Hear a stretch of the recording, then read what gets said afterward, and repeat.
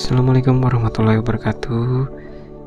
Pada kesempatan kali ini kita akan membuat video untuk memenuhi tugas agenda 2 tentang nilai-nilai atau core value ASN, yakni berakhlak. Sebelumnya akan kami perkenalkan dulu anggota dari kelompok kami. Yang pertama adalah Muhammad Sidik dengan nomor daftar hadir 11. Yang kedua adalah Muhammad Tamjidillah dengan nomor daftar hadir 12. Muhammad Zaki Fikri dengan nomor daftar hadir 13. Mustika Rianti dengan nomor daftar hadir 14, dan Nadia Ratnapuri dengan nomor daftar hadir 15. Dari hasil diskusi kami memutuskan ada dua tokoh yang menurut kami telah melakukan atau menjalankan nilai-nilai core value ASN berakhlak ini, yakni adalah yang pertama adalah Bapak Haji Ibnu Sina sebagai Wali Kota Banjarmasin, dan yang kedua adalah Ibu Sri Mulyani sebagai Menteri Keuangan. Berikut adalah pemaparannya. Bapak Haji Ibnu Sina ini telah menerapkan salah satu core value ASN, yakni berakhlak. Yang pertama, berorientasi kepada pelayanan. Dalam setiap kesempatan berpidato kepada para ASN pemerintah Kota Banjarmasin, Bapak Haji Ibnu Sina selalu menyampaikan bahwa dalam memberikan pelayanan publik, ingat ada 3 prinsip yang harus dijalankan, yaitu kalau bisa dipermudah, kenapa dipersulit? Kalau bisa dipercepat, kenapa diperlambat? Kalau bisa selesai hari ini, kenapa harus tunda sampai besok?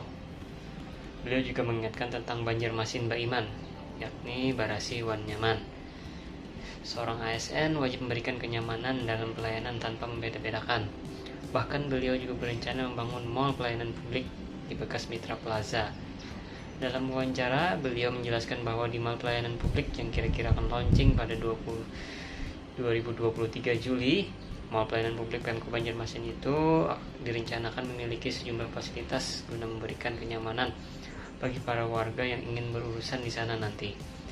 Akan ada fasilitas untuk anak-anak, ada fasilitas untuk disabilitas. Jadi intinya di sana orang yang berurusan diberikan akuntabel.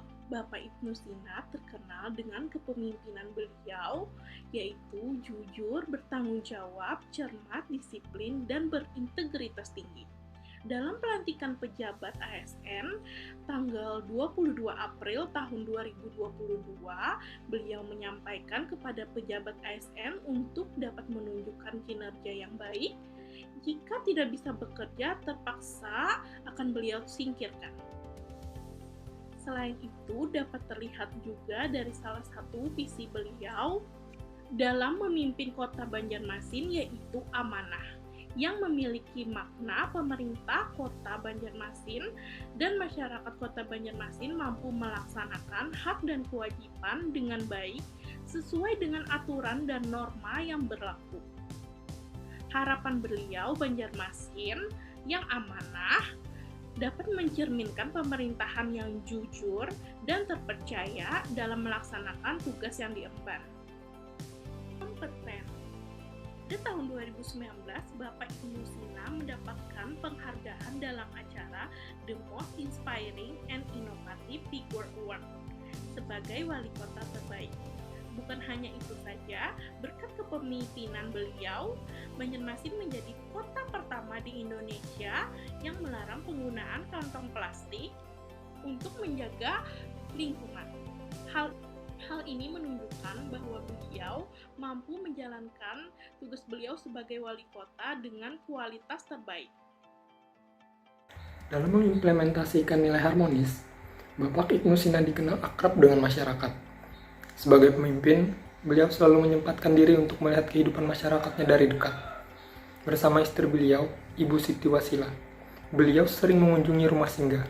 Rumah singgah tersebut merupakan rumah singgah pertama di Kalimantan Selatan yang di dalamnya terdapat orang dengan gangguan jiwa, gelandangan, pengemis, dan lain-lain.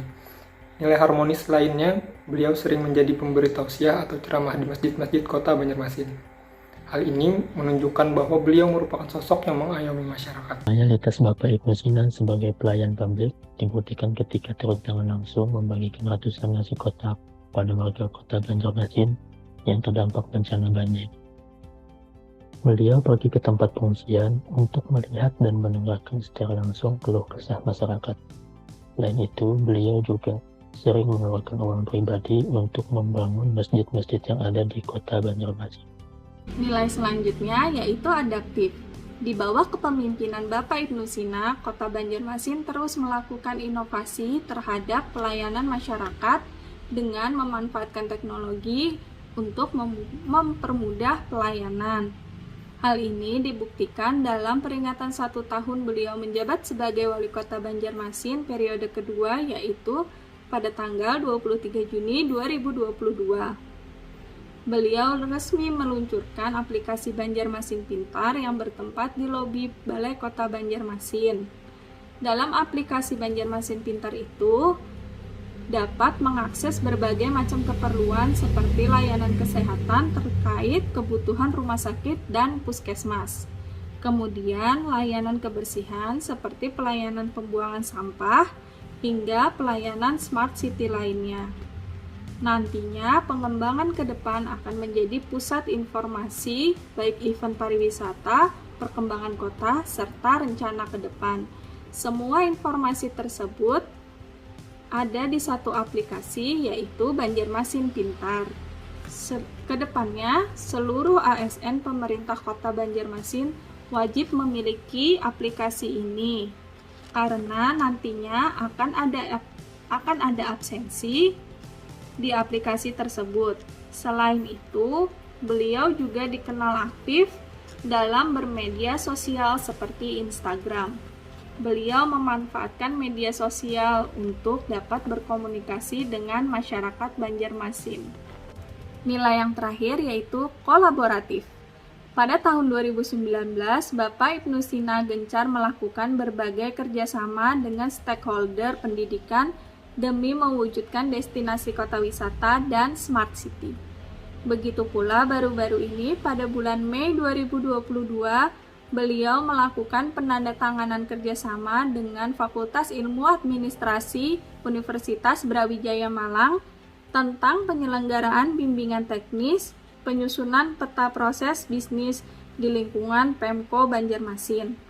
Beliau berharap seluruh SKPD terkait yang menjadi peserta BIMTEK tersebut dapat menyimak berbagai arahan dan pengetahuan dalam proses penyusunan peta proses bisnis yang disampaikan oleh narasumber, agar sistem akuntabilitas kinerja instansi pemerintah bisa lebih baik lagi ke depannya.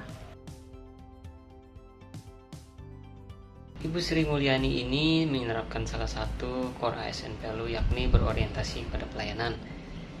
Atas nama pemerintah, beliau berani mengalokasikan anggaran yang besar untuk penanganan COVID dan pemulihan ekonomi nasional yang terdiri dari area kesehatan, perlindungan sosial, dan penguatan ekonomi. Implementasi nilai akuntabel oleh Ibu Sri Mulyani ditangani beliau, transparansi pengelolaan APBN Indonesia menjadi yang tertinggi se-Asia Tenggara. Selanjutnya, implementasi nilai kompeten. Kompetensi beliau sudah tidak diragukan lagi. Beliau merupakan lulusan dari Universitas Indonesia pada tahun 1986. Beliau kemudian memperoleh gelar master dan dokter di bidang ekonomi di University Illinois at Urbana, Champaign pada tahun 1992. Beliau merupakan orang Indonesia pertama yang menjabat sebagai Direktur Pelaksana Bank Dunia dan dinobatkan sebagai Menteri Keuangan terbaik se-Asia untuk tahun 2006. Pada nilai harmonis, Ibu Sri Mulyani sangat menghargai setiap orang, apapun latar belakangnya. Beliau menyebut pria dan wanita memiliki kesempatan yang sama untuk berkontribusi pada perekonomian, dimulai dari pengelolaan keuangan di rumah tangga, maka dapat berdampak pada perekonomian secara keseluruhan. Ibu Sri Mulyani sangat loyal kepada negara. Bukti beliau meninggalkan jabatannya sebagai Direktur Pelaksana Bank Dunia dan kembali ke Indonesia setelah dipanggil oleh Presiden Joko Widodo untuk menjabat sebagai Menteri Keuangan sejak tanggal 27 Juli 2016. Kementerian Keuangan di bawah pimpinan Ibu Sri Mulyani meluncurkan program Kartu Prakerja yang merupakan inisiatif strategis pemerintah dalam penanganan COVID-19.